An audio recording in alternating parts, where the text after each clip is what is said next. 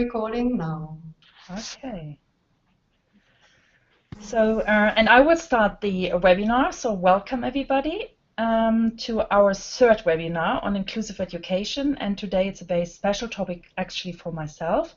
It's on forced displacement, avoiding lost generations, providing equal access to quality education and safe learning environments.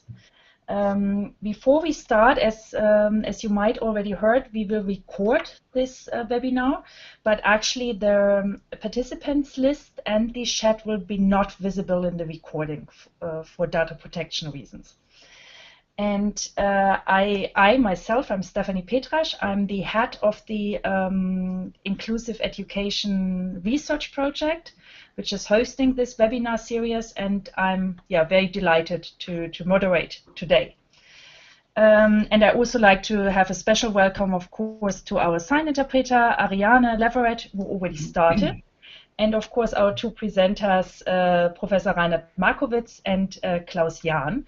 And today we really on the big global scale. Actually, I'm in Brussels and the team is in Bonn, and Professor Markowetz is in Munich and Klaus Jahn in Abkhazia. So, and I can see that already a lot of participants joins already around, also around from the world, from the globe.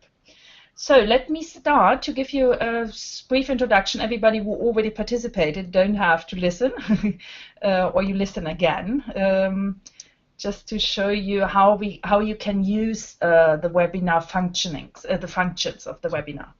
So you can see that you have a chat on your left side, and there you can write in the box. You can write the text and just press the enter button, and if you're an advanced participant, you can also choose if you want to directly just contact one of us or only the presenters if you have technical question, or you just write it to all of us and we try to respond your queries. So please also let us know if you cannot hear us or you have any technical problems, then we try to help you. Regarding your microphones, actually we will switch them off during the presentation. So when you like to say something at the end of the presentation, we have some time for questions and queries and comments. So please just raise your hand, and then we will allow you to switch on your microphone. But you have to put, click the button there where the microphone is. Yes. And of course there are emoticons which you can use also during the presentations if you want to already say something, or you like something especially, or maybe disagree, just write it also in the chat and use the emoticons. Okay.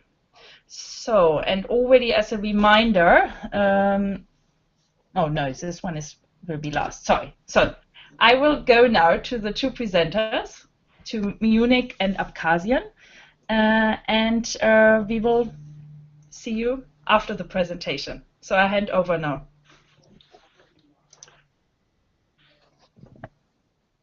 Thank you very much. Okay. So a very warm welcome to the webinar also from our side. Hope you are all fine and willing to our comments today. And naturally, I keep my fingers crossed for a well and safe connection with the internet for the next hour while our session. I hope that you can hear me and my colleague Klaus Jahn too, who can not sit next to me here at the university in Munich. He is actually in Abkhazia, close to the Black Sea, between Russia and Turkey, once part from Georgia, collecting research data there, this together with the Ministry of Education. Actually, it also is in line with our topic today. Maybe you remember Abkhazia has passed 2 wars within the last 25 years and is still in a post-war situation. Well, that means that we both will entertain you from two different places. I deeply hope that works, Klaus. And fact is that we both are very happy to present today and to you the results of our science to policy brief on inclusive education in context of crisis, forced migration and displacement. For this desk study, we scanned more than 100 documents and studies on this very important topic, pressing information on the view, exactly 15 pages on the science to policy brief. Please bear with us that this can't be only an exemplary overview with major recommendations giving you thought for further readings in the references and communications. There are also different numbers available from different sources. Thus we selected from major numbers for this report. Yes, the first slide that you can see, nobody less than the former UN High Commissioner for Refugees, Antonio Guterres, started.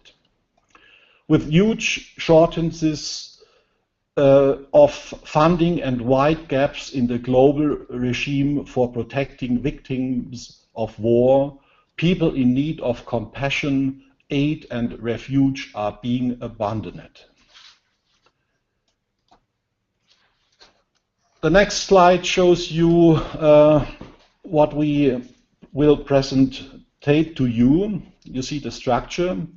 The presentation today will provide you with some background information, an overview on selected research activists and networks.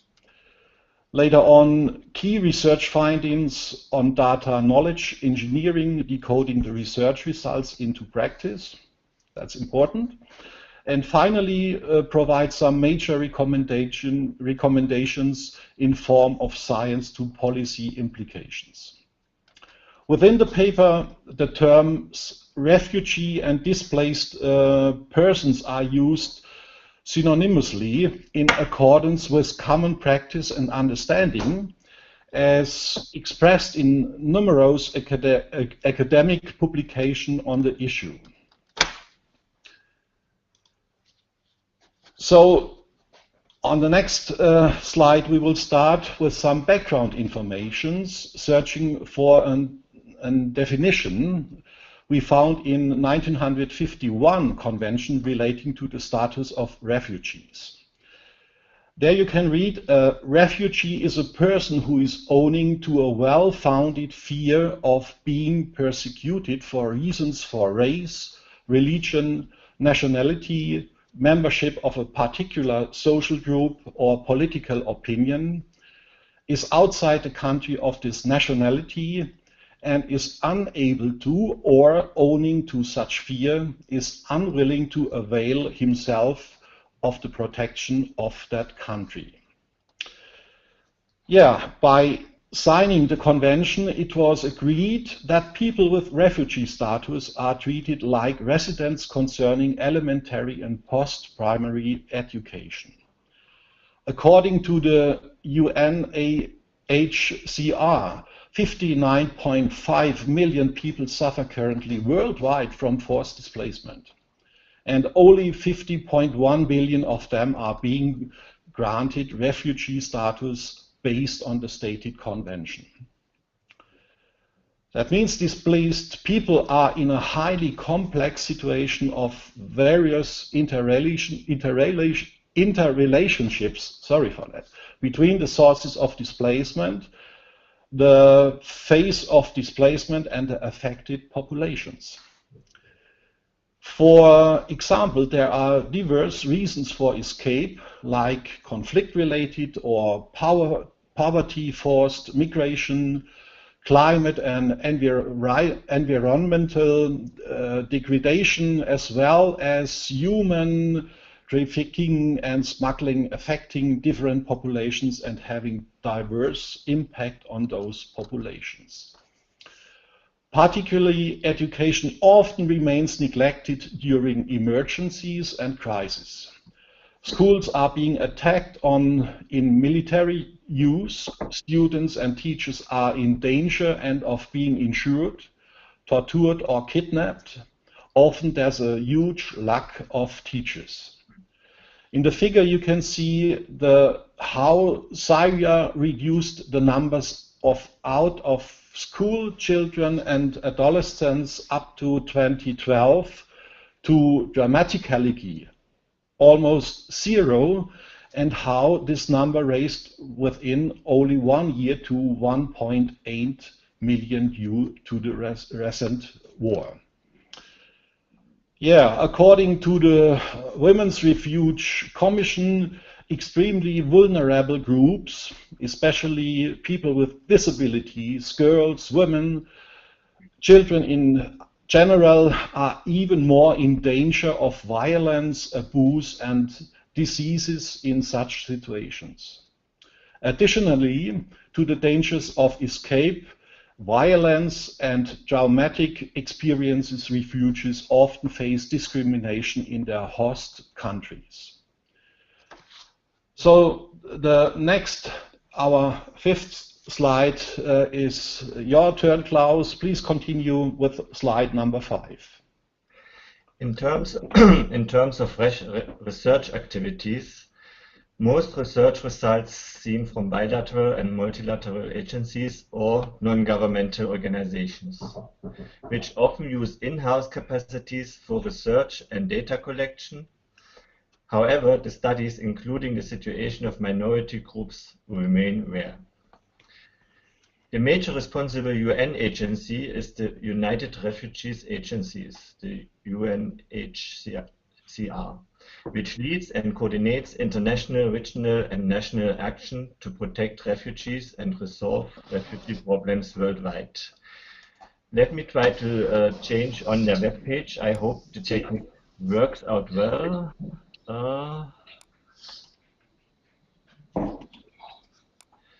To show you some resources they provide. Actually, there is a direct link to education you can see now. And if you scroll down, you see their education briefs, and you can also go to more documents. And we found this quite helpful for researchers, for countries, for partner organizations, and anybody active in the field to go and look what recommendations they give, also what research results they have. Let me go back on our presentation. Oh, now we are to the right slide. Yes, here we are. There are various networks existing. The Interagency Network for Education and Emergencies, the INEE, consists of individual and partner organizations in 170 countries. Among other things, the network generates, manages, and shares knowledge and information. The Enabling Education Network, ENET, produces and disseminates materials, responds to inquiries from stakeholders, and develops and promotes action-based approaches to research and teaching. Refugees, conflicts, and emergencies being one of their major topics. Also, the Global Partnership for Education, the GPE, provides a platform for data and results, as well as a blog as a forum for exchange, seeing education during times of conflicts as crucial,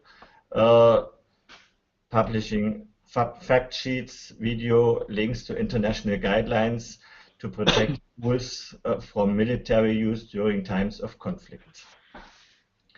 Other networks and alliances we would also like to mention are the Global Refugee Policy Network, the Global Coalition to Protect Education from Attack, and the Global Refugee Policy Network. Furthermore, there are academic institutions researching in the topic.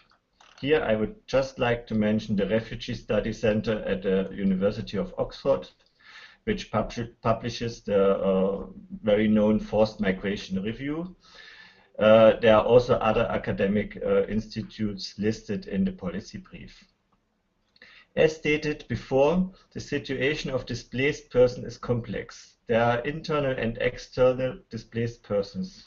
Before we have shown the number of children and adolescents out of school in Syria.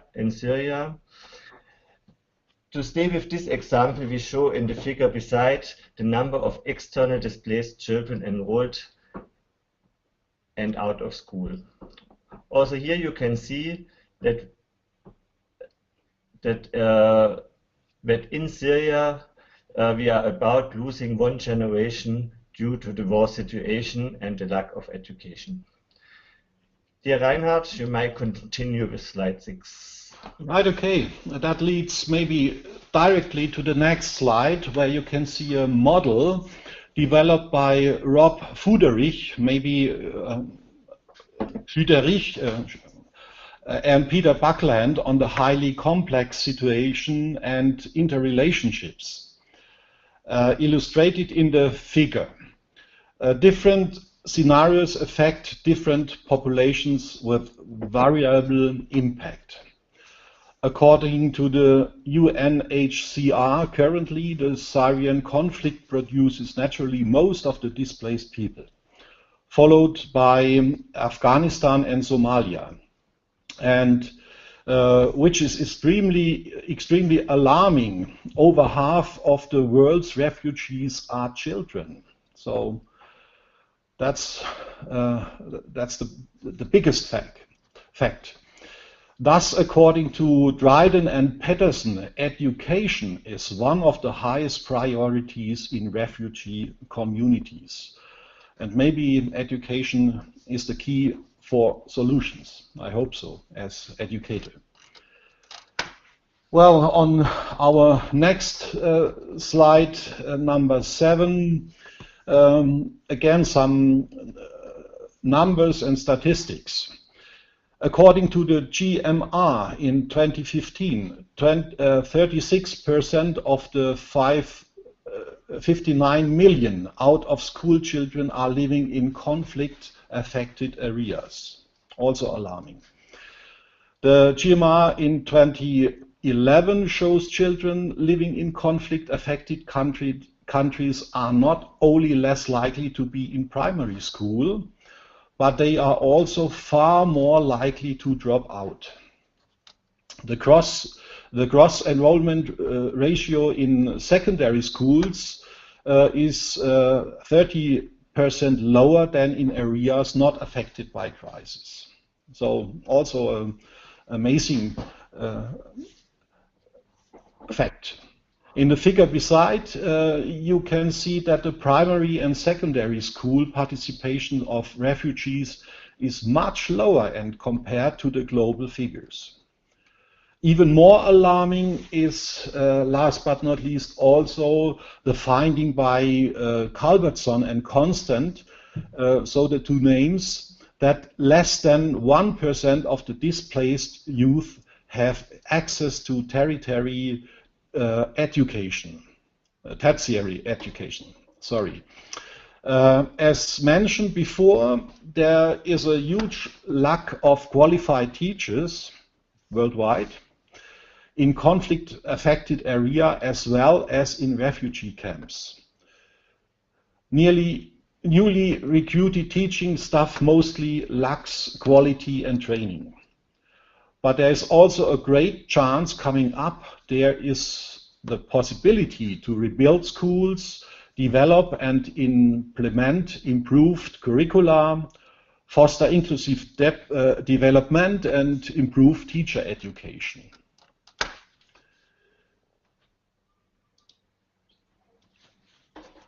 Slide number 8. Don't be afraid, but we will see that now that there are many challenges. In general, refugee education is often of poor quality. There's a lack of funding from both host and home governments, which is criticized by UNESCO too. Rebuilding schools often remains an underfunded component of humanitarian response. The World Bank in 25 stated. UNESCO also calls for appropriate and constant payment for teachers. And as mentioned before, marginalized groups are not in focus of research, nor are they in practice. According to Sinclair in 22, I think, special measures are necessary to meet the needs of specific groups, such as girls, preschool children, adolescents, minorities, children with disabilities, orphans, uncompanioned minors, and former child soldiers. Furthermore, the Women Refugee Commission in 2016 estimated that around 15% of all people displaced by conflict have disabilities. That's horrible, but it's true. They are often particularly excluded from education and marginalized too. They do not have access to aid programs and mainstream assistance. As the impacts of crisis in emergencies like trauma, violence, escape, injuries, and diseases can lead to exclusion from education. On a more positive note, there are a number of promising practices to learn from. Successful programs include inclusive education approaches, ECE interventions, mainstream and special needs teacher trainings, development of special teaching aids and appropriate curricula, home support and collaboration with other programs, as well as distance education and the usage of multimedia. According to Barry, in 27 programs are most effective through stakeholder cooperation and coordination, involving community, ministries, non-governmental actors, multi and naturally also bilateral agencies. Using community-based approaches strengthen local authorities and the community for further government accountability. Yeah, as demonstrated by well-performed post-conflict countries such as Burundi, Ethiopia, Mozambique, Rwanda, and Sierra Leone, inclusive education approaches can play an important role in peace building. Okay, Klaus, it's your turn. Please start with slide number 9. Yes. Let me come to data and knowledge engineering.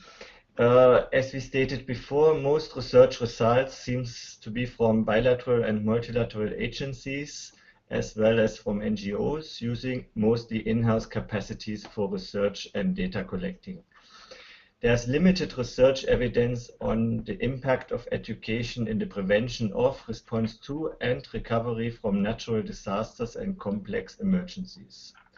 Dryden Peterson in 2011 found that there's only limited data available on displaced people with disabilities.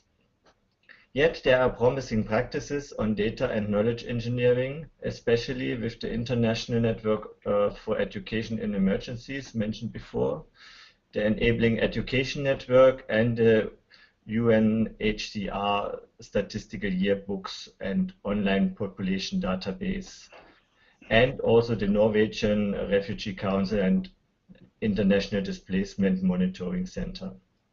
Let me also try to change again to their links to show you some of the data provisions they have. Here we have the International Network for Education in Emergencies. On the left side you can see there are news. Yesterday I saw the news actually on today's webinar. Now it's is already no more there since we are on the webinar. There's a blog for exchanging of ideas, discussions, etc. And there's a part for tools and resources. And there you have quite a huge amount of knowledge, insight, research data, which you can go on if you have certain questions, and you can try to find suggestions, research-based suggestions from there. As you can see up here, even they have English, French, Spanish, and also Arabian, so it's available in different languages. Let me search for the other one, ENET. Oops. Yeah, I hope it opens. Yeah, here we go. ENET actually has a part on resources, a basic search, and this is very interesting. Here you can search by theme, you can search by country, by region, by types, and by authors. And by themes, if you go here, you will find refugees, conflict, and emergencies. So here you will also find data, documents, studies on refugees as well as replaced persons and education. Let me go back to our presentation now. Again, we have to find the slide. Yeah, here we go. On further recommendations concerning data and knowledge engineering, we would recommend to expand the INEE research network and database, as well as to interlink them with the INEE research network. Furthermore, we suggest to link aid organizations, policymakers, and practitioners with INEE, and we call for independent research and knowledge development on inclusive education in the context of crisis-forced migration and displacement, from preschool to tertiary education. Reinhard, you may continue with slide number 10.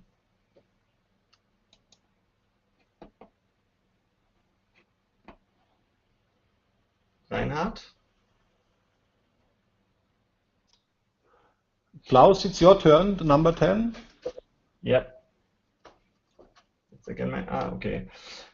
Okay, then we have a small misunderstanding. Sorry for that. Decoding the research results into practice, which is very important. We looked into activities where they took data and gave recommendations. And we found quite a number, and we also saw that the various countries, agencies, and organizations have different approaches and programs. Here we would just like to mention a selection of programs and approaches in the field of education frameworks, financing mechanisms, education during conflicts, teacher training, and programs with a special focus on children with disabilities. Documents and links for further reading are available in the references of the policy brief. The Global Partnership for Education developed an operational framework for the effective support in order to significantly increase funding and engagement in this topic. And actually they managed, if I recall it well, almost to double the funding within a few years on education in countries of crisis. The Afghanistan Reconstruction Trust Fund was founded in 2002 to build financing mechanisms and to avoid the coordinated funding for the transitional government's budget. No, not to avoid, sorry, to provide the coordinated funding for the transitional government's budget with priority to paying teacher salaries. The Nepal Education for All program supports primary and adult education and found a way to channel financing through governmental systems that can reach local level. The Yemen Social Fund for Development fights for poverty reduction and improved girls' access to education through household support and social cash transfers. The Brazil's 1997 Bill on Refugees for Protection and Integration assists over 90% of the refugees. INEE developed minimum standards for education in emergencies to increase access to safe and relevant learning opportunities for all learners. UNICEF develops education programs focusing on primary education and girls' education. The Global Catalyst Foundation installed a community internet center in Tabila, I guess, a refugee camp in Tanzania, which is used for programs for secondary school students, women, and professionals.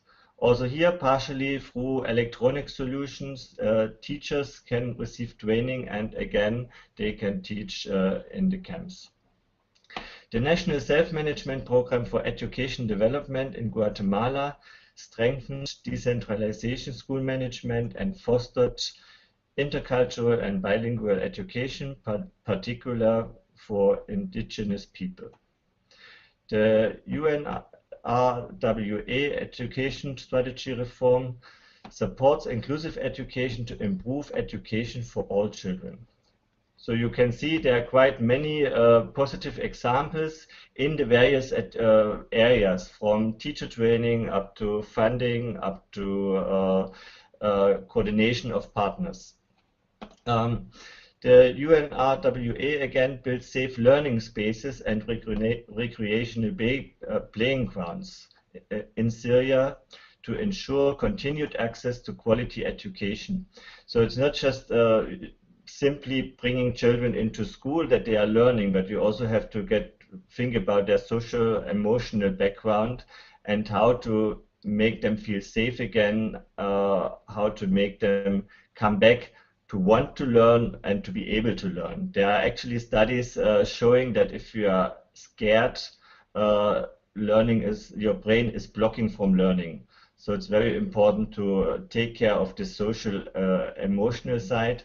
And this, as you can see in many countries, it's not just during the time of war or the crisis. It's taking many years after, decades after, in the societies to get away from this. So it's a very important point to take care of this as well. Some approaches use multimedia devices as interactive radio instruction in South Sudan, soap opera in Pakistan, and other things. Here it's from really giving instruction to children up to teaching teachers, teacher training, but it's at the same time also having soap opera to work on conflict issues between ethnic groups, etc., to bring it to people to live peacefully together, or to start living peacefully together. The Southern African Extension Unit implemented distance learning English courses for Burundian refugee camps in Tanzania. And again, there's an example on school-based teacher development to improve teaching practices and to develop more inclusive approaches. So you can see, if you are working in this area, it's really worth looking into what is existing, what promising examples, promising practices are existing, and how can we learn from these practices. So Reinhard, now I would like to hand over finally to you. Okay, hope I'm on air again, and we can start with slide 11. And there you can see, last but not least, within the science to policy implication, based also on the SDGs, we developed some evidence-based recommendations. First point is free, equitable and quality pre-primary and primary education that can be reached by an increase of funding and the development and implementation of plans for quick response in case of emergencies. Important aspects are stakeholder coordination, capacity building for inclusive system management, as well as to strengthen national authorities, communities, and naturally parents, and implement minimum standards for education. Refugee students shall be included in local schools, not in special schools. Providing scholarships for secondary and tertiary education opens educational changes for refugee students. Second point, equal access to affordable and quality technical, vocational, and tertiary education must be ensured by supporting provision to post-primary education. Vocational training and workplaces should be linked, and programs for refugees with disabilities should be implemented. Scholarships and accompanying programs, as well as distance learning, can offer great learning opportunities. And the last point, eliminate gender disparities and ensure equal access for the vulnerable. That can be reached through implementing inclusive education approaches, including funding, naturally. Refugees should be included into the national education system. Anti-discrimination measures should be supported, urgent supported. Additionally, practitioners and policymakers have to consider barriers and involve parents into programs. Teaching and learning resources should be provided. Learning materials for children with disabilities has to be developed.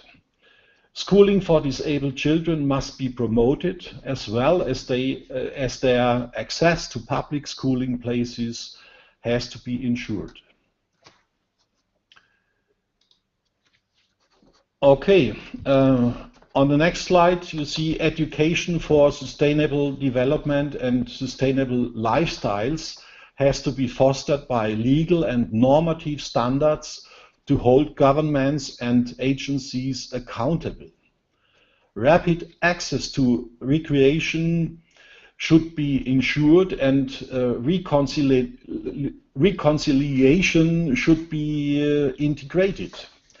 Furthermore, peace building, landmine awareness, human rights, tolerance, inclusive values, health, hygiene, safe water, safety, environmental awareness, and AIDS prevention in curricula and programs are important to support young people to cope with the situation.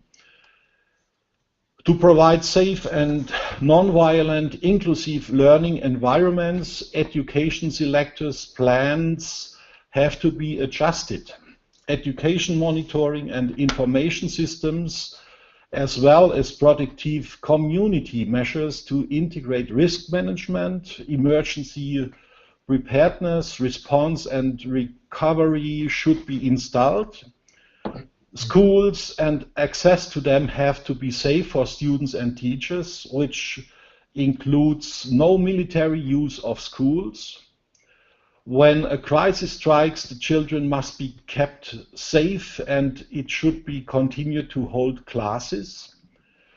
Furthermore, adolescent talents and capacities and potentials can be incorporated for education in sexual or health matters, and adolescent-friendly services should be installed. Introduce ramps, naturally lighting, flow of air and white walls, and build schools that are accessible to everyone are other important naturally recommendations. I must change one moment. The increase, last but not least, increase the supply of qualified teachers by improving the quality of teachers' education, pedagogy, and content. Teacher development must be supported through in-service training and initial teacher training. Awareness for inclusive approaches should be raised, and training for including children with disability must be provided, as well as trainings appropriate to the situation. For example, large multi-age classrooms, psychological support, and so on. And teacher students and refugee teachers with competences in home language and curricula can support the teacher within these classrooms. If and when necessary, educated community members can be selected and trained as teachers. Fair development of teachers with appropriate salaries and career path is of high importance, I think.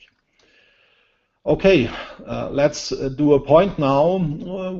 Last but not least, we hope that we could give you an overview of the topic. It's really complexity, existing data and research needs, as well as promising practices and recommendations. It's time now for our discussion. We are now ready for your questions. Please bear with us if we might refer on some documents or also on a later email exchange in case we cannot immediately answer your question, but we will give our best. Thank you for the first time for listening. We would like to end with a citation of a father of a 6-year, here, the last slide, okay, we have it. Yes, we would like to end with a citation of a father, not a mother, of a 6-year-old in Sudan. And you can read together with me, "I have now realized all children are the same and need to be appreciated. My encouragement to parents who have disabled children like mine is to appeal to them not to hold them in solitary confinement, but instead embrace reality and strive to give them the best in life." Thanks for your attendance, and now the bazaar for our discussion is open. Thanks a lot. Yes. Thank you also from my side. Thank you very much, Reinhard and Klaus, to Munich and Abkhazia. Yes, a very interesting presentation, and already addressing a lot of challenges. And I'm really curious about questions, comments from our audience. But before starting, I have 2 questions to you, just to see for us from what area you're coming and what is your expertise in the topic. So please already start our the participation by answering the first question. So we are curious from what organizations you come from. So yeah, I can see people are clicking already.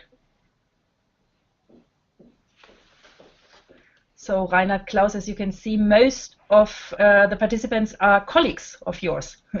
You're welcome. Also from the universities and scientific institutions. Yes. So, and the other question would be, if you already have experience in the field of education in the context of forced displacement, or sometimes called as refugee education.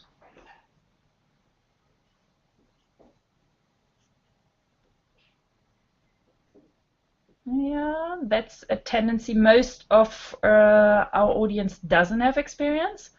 So yes, thank you very much for answering these questions to us. And then the floor is open to you. So please just raise your hand. You can see the this symbol on the left side on the top. And then we will allow you to speak, but you have to click the microphone button as well.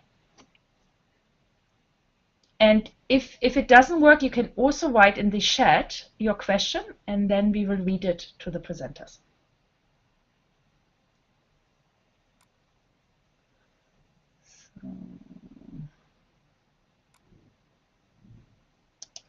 Is there any question maybe I'm not seeing?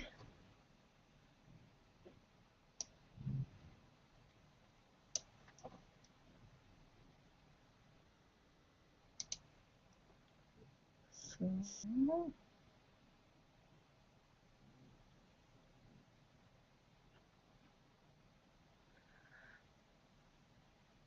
my team in Bonn, if you see anything I don't see, please help me.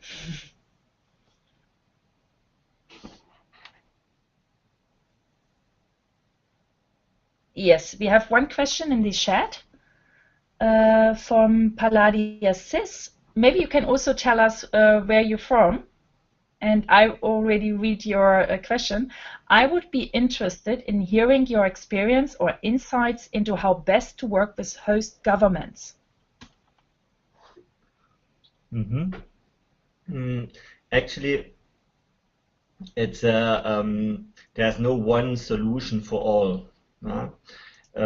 This situation, as you could see from the figure Reinhard showed on the presentation, the situation is very complex, and each of the conflicts they have actually different issues to be addressed. So you cannot say in this host country you can develop education like this, because it depends very much on the conflict which is there, whether it's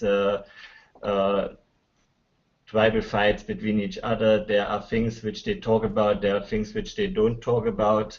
It's very difficult to get to the bottom of the issue in the countries, but yet you need to see how to provide education for displaced people. And of course, if there are even internal displaced people in refugee camps, and there are displaced people or people of danger of being displaced in their home countries. So there are also different types of children to be addressed with education, which calls for different actions. If you look now to Syria, for example, you need to see whether you can cooperate with this government or it's impossible. It depends also on your own government, where you are coming from, whether they have a link with Syria, whether they have a governmental link, whether your government is ready to support this government, to support education. Because if you support Syria's government, in the same time you support also their kind of approach, because education very often they include, of course, their thoughts, their strategies, their targets, their objectives. So to give a general answer is very difficult. Yes, thanks, Klaus. I think I can just add from GIZ exactly like what you said. You cannot say it's like not an all-in-one approach, because it depends really on the host community, and it depends, of course, on your setting.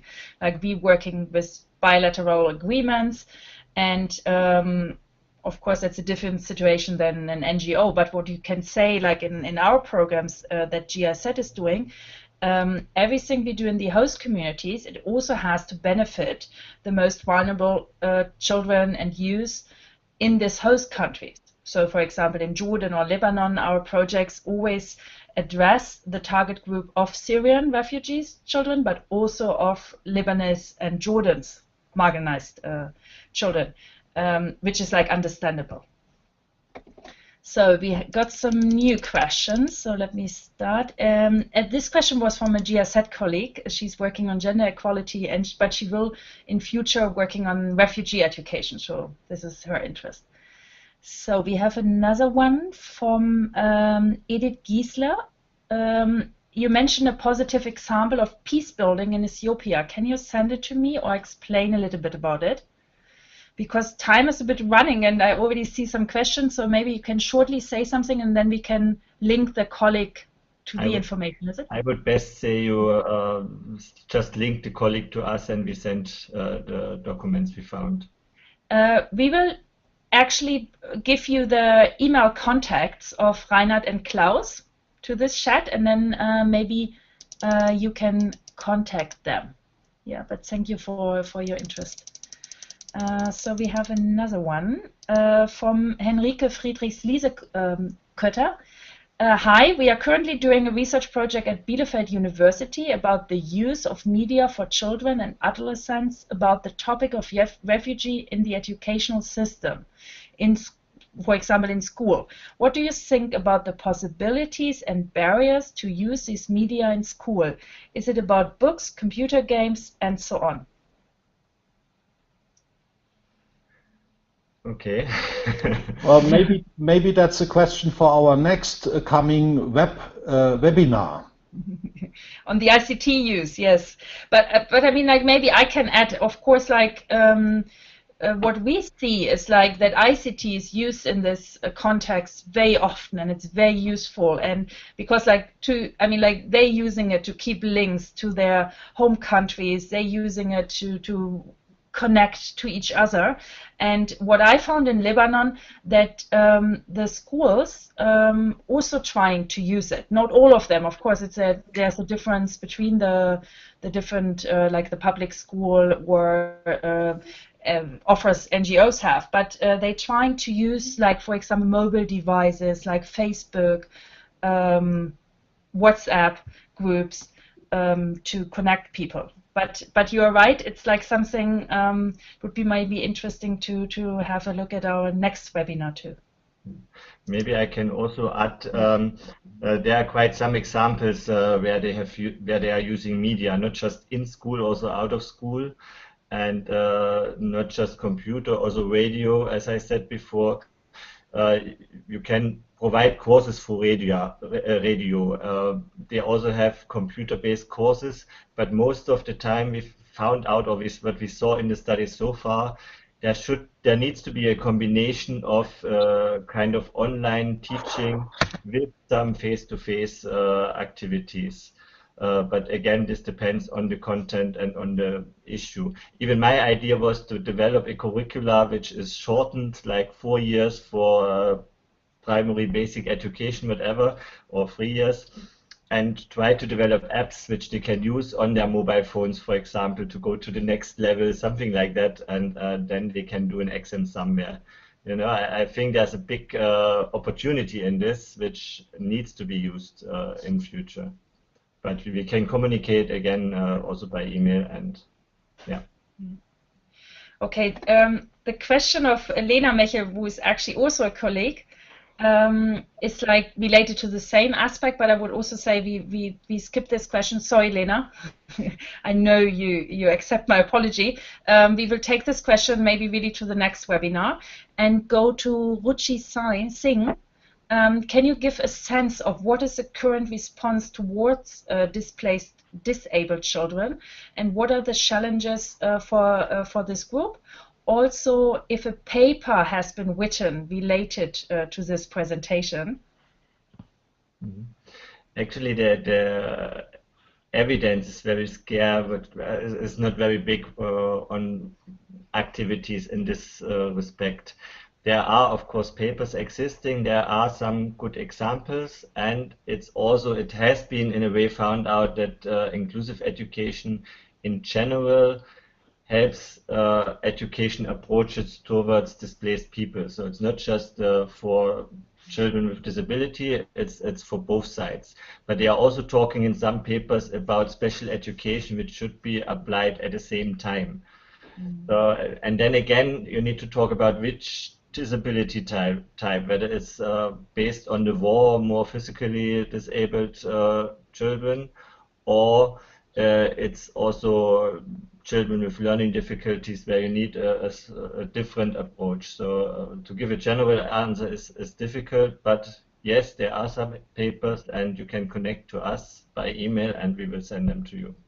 Okay, and you have also asked if this presentation there will be a paper, and there will be a paper based on the presentation, but we're still working actually on the final.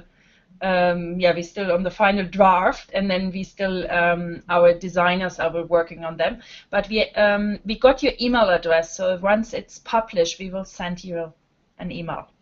So I try to, Sophia Palmes is asking a question, so let me try to, the colleagues, yeah, Sophia, you have to press your, yes. Oh, yes, perfect. Can you hear me? Perfect. Nice, Okay. great. Okay, first of all, thank you very much for this interesting presentation and overview. I am also working at GIZ. I work at the sector program education, and one of my focus topics is education in conflict and crisis and refugee situations. And I was just wondering, well, you mentioned that you use the term of refugees both for refugee and IDP populations, saying that it is used like interchangeably also in general literature, but I do think there are different challenges regarding the two different groups, and it would be interesting maybe to hear a little bit more about this. I'm just looking at the time, so I think it will be difficult maybe to answer this in the remaining couple of minutes, but this is maybe something to consider, because I think even though it is used maybe sometimes interchangeably, I think it is important to make a distinction.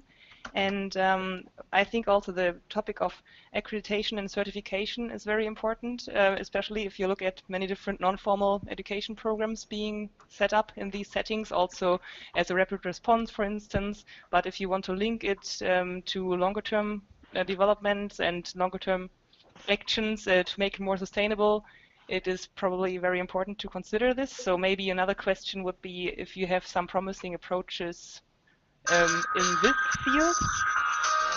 And the last question would be regarding data collection, how to improve it, if you have some more concrete recommendations for this as well.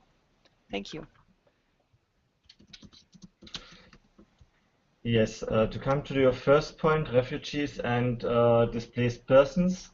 Of course, if you really look very deep inside, a refugee, there's a clear definition from the UNHCR, and only some of the displaced people are accepted based on terms as refugees. And displaced persons, you have internal and external displaced persons, and they're much more, and they are also having more difficulties on getting some rights and getting education, for example, if you are not accepted as a refugee. So because if a country, I think we stated something about this in our presentation, if a country signed this convention, they are supposed to provide education and everything as needed as per their citizens to refugees as soon as they have the status. So countries might not be interested so much to give too many refugees the status, because it's also quite complicated and expensive for the countries. Your second question was on certification. Of course, this is a very important issue.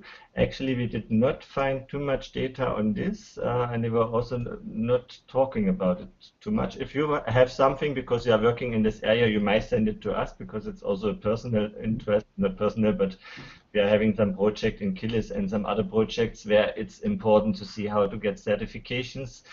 I looked into the issue for this project, for the other project, and I found out there are different opportunities, but it depends also on the target you are aiming at. If you want to make sure these children are going back to their home country, then you have already the problem of which curricula are you using, because if you use the curricula of the host country, they get finally the certificate of the host country, which might not be valid in their home country. So it's a very delicate issue. It's the same about language of instruction. If you use the language of instruction of the host country, you might not be able to use your certificate or whatever you have learned in your home country. So you really need to see how best to solve these issues. And some laws in some host countries don't allow usage of the language of their home countries. So automatically they have the problem how to get away from this. So then you have some international certification which you might use, but again, is this accepted? Do they take tests in the languages of the courses? So it's a bit delicate issue. and data collection. I did not understand too much your question, because I was already thinking on the answers. Can you repeat it, please?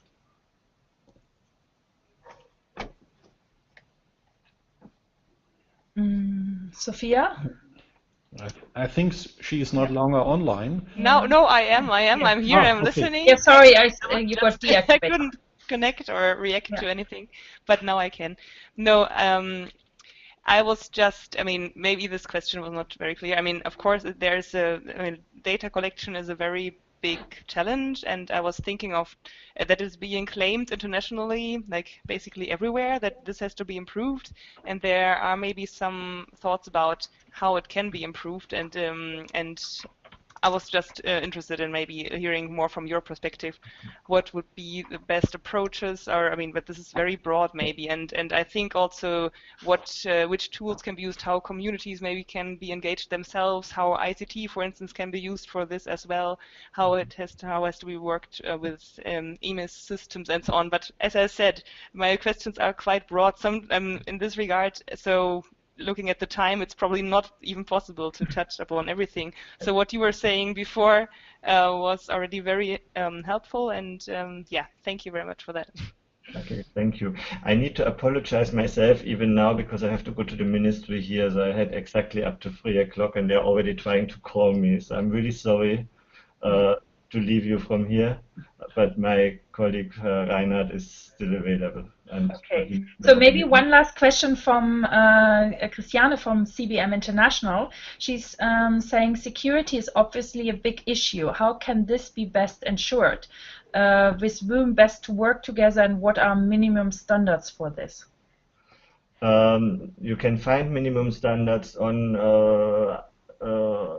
the Network for Education in Crisis, Education in Emergencies. To ensure how to ensure the security, it's again depends on the countries, on the situation, whether UN is available, whether the countries themselves can take some measures. You cannot give a one answer for everybody here. So you need to see to the problem itself, need to see what tools you can apply, what is existing. It also depends on your position, what agency is behind you, what you can do. So it's, yeah, there's no clear answer possible, at least from my side. Not. Okay. Thank you very much, Klaus Reinhard. I think our time is over now. But just like for everybody, we will still online for the next half an hour and can collect also your comments and or questions. And we will, because the brief on this presentation will be published in latest 2-3 weeks. So then we will also send it to you, which has links to more information. So I'd like to thank again the presenters, but I also like to thank Ariane, because I know how exhausting it is, like to interpret for a whole hour. But I think it's so great to offer this one, yeah, to everybody. So, and this is what you do in sign language. You applaud. So thank you for everybody.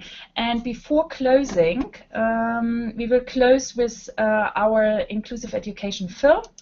And I'd like to remind you on our last webinar on the 25th of May in the area of ICT and inclusive education, same time, same place. No, it will be a different link, I think. And if there's anything between, any questions or comments, and be very interesting also to exchange with other colleagues, please just write us. Okay, so everybody, have a nice afternoon or maybe evening. It depends from where you're connecting. So see you next time. Bye.